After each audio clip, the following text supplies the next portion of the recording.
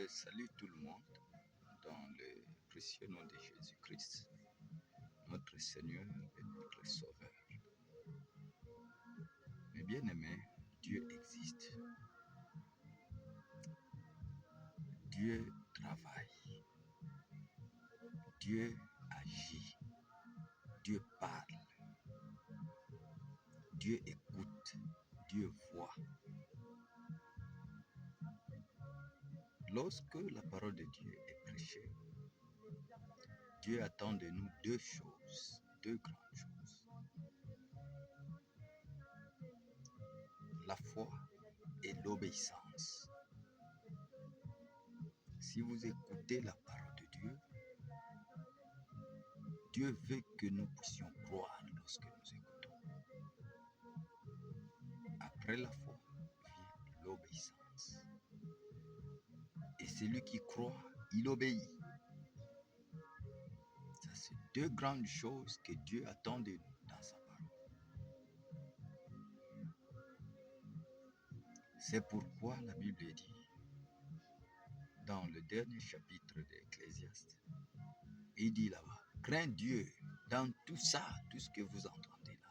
Craignez Dieu. Celui qui craint Dieu, il obéit.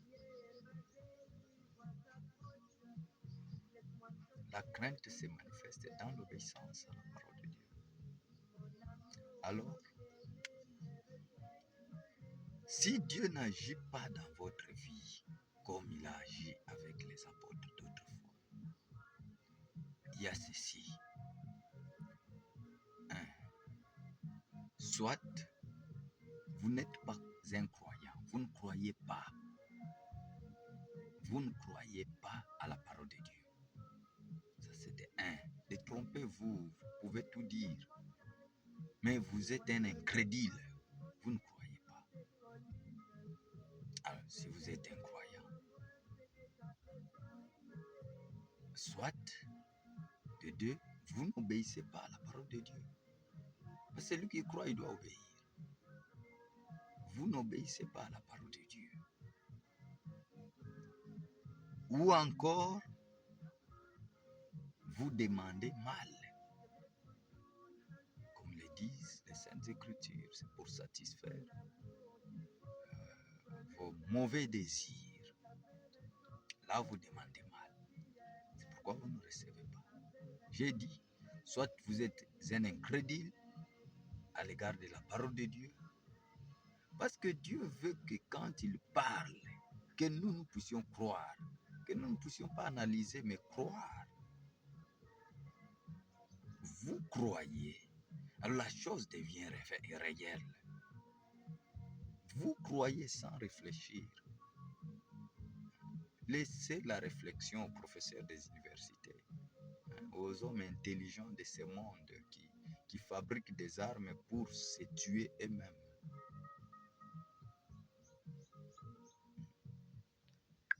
Laissez ça à eux. Ils sont intelligents, mais ils n'ont pas la sagesse. Les hommes de cette terre, les hommes de ce monde. Parce qu'un homme sage, lui, il ne voit pas ce qu'il fait, mais il voit les conséquences de ce qui va arriver. Ils ont fabriqué les armes, oubliant que ces armes-là vont les tuer eux-mêmes. Des insensés. Mais un croyant, c'est un homme intelligent.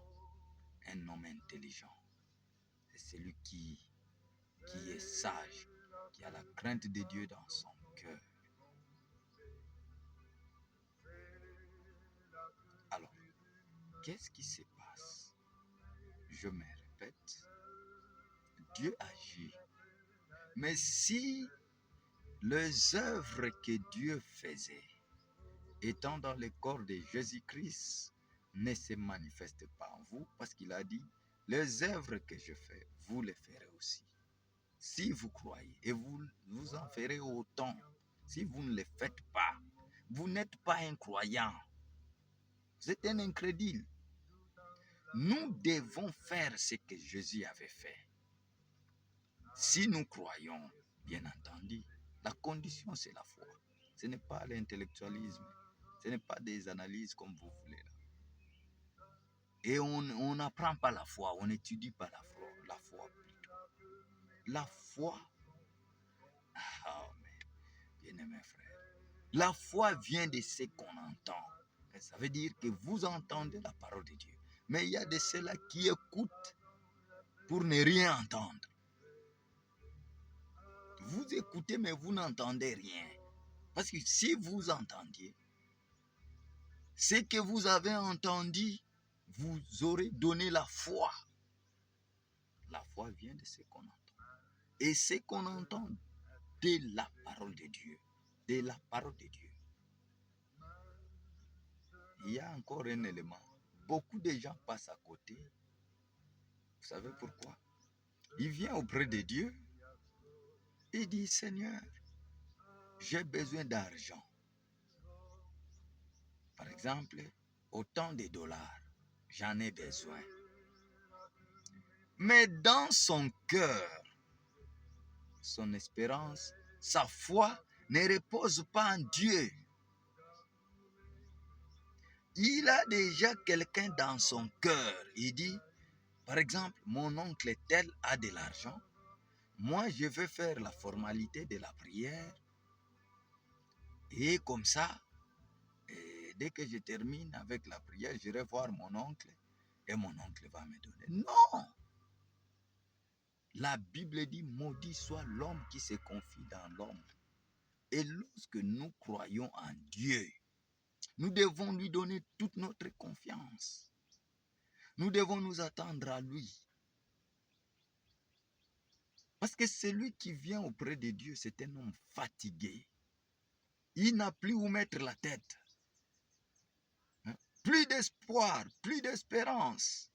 Alors finalement, il s'est dit, la seule personne qui me reste, le seul qui peut pourvoir, c'est Dieu. Je m'en vais à lui. Donc un homme sans espérance, un homme déçu par le monde, il vient à Dieu. Il dit, mais voici Seigneur. C'est celui-là que Dieu veut. Et nous devons arriver là, si nous voulons avoir quelque chose auprès de Dieu.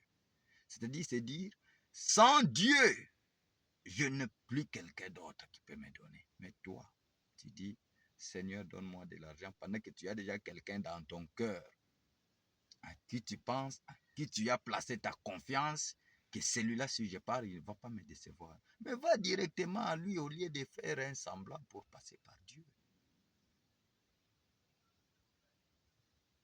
Lorsque nous venons à Dieu, il nous a dit, faites connaître vos besoins à Dieu et déposez-lui tous vos fardeaux. Tous vos fardeaux. Ne pas aller déposer ça sur l'oncle ou sur qui que ce soit, mais sur Dieu lui-même. C'est lui qui nous donne du repos. La confiance totale doit être placée en Dieu. Si Dieu touchera le cœur de l'oncle, ça c'est Dieu. Mais vous confiez-vous en l'Éternel. Confiez-vous en l'Éternel. Mais vous avez déjà placé votre confiance dans un certain homme que moi je ne connais pas.